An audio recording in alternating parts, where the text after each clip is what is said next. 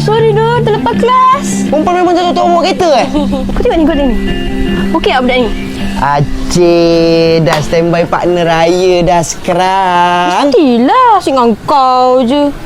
Oh. Cepatlah tengok. Aku baru kenal dia tadi dekat Umi. Muka handsome, tapi aku rasa aku lagi handsome kan? Kau ni main lah. Cepatlah. Nilai dia macam mana? Nampak lembut, hati baik.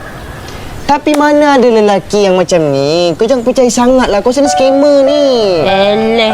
Kau jealous Tiba aku pula jealous.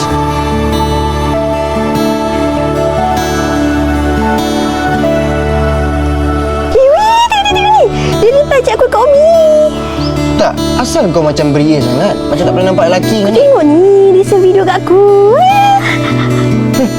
Beria. Dandan pula dia tahu kau suka kucing kan? Mestilah kita orang sama-sama minat kot. Kau dah berapa lama kenal dia? Oh, baru 2 hari lepas kenal dia dekat Umi. 2 hari? 2 hari lepas? Bukan kau cakap tadi... Weh.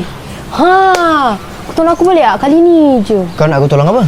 Kau tolong hantarkan makanan kucing kat dia. Hei, kau yang bercinta dengan dia, aku yang nak kena ke sana, kan tak? Alah, tolonglah. Kau kawan baik aku. Kau nilai lah dia green flag ke tak? Macam tu Please.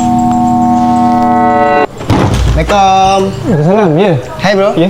Aku datang ni nak hantar barang ni daripada Dedek.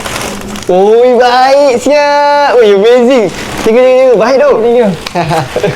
Weh, korang dah lama kenal? Lama tak lama lah. Kenal pun kat Ubi Chat dalam 2 tahun. 2 tahun? Kenapa? Tak ada apa. Kau jaga dia baik-baik Jangan buat benda yang dia tak suka. Alright. Ada? Bang. Abang ni siapa dengan dia? Aku hanya kawan yang sentiasa try hard untuk buat dia ketawa. Tu je. Okay bro. Cepatlah tengok. Aku baru kenal dia tadi. Baru 2 hari lepas kenal dia dekat Umi. Dalam 2 tahun?